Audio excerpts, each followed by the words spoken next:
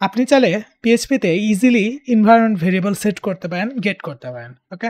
আপনার custom made কোনো like file create করতে হবে না। না আপনার পুট কনটেন্ট, গেট কনটেন্ট এরকম কিছু করতে হবে। আপনি সিম্পলি পিএইচপির পুট ইএনভি ইউজ করতে পারেন। Put ENV.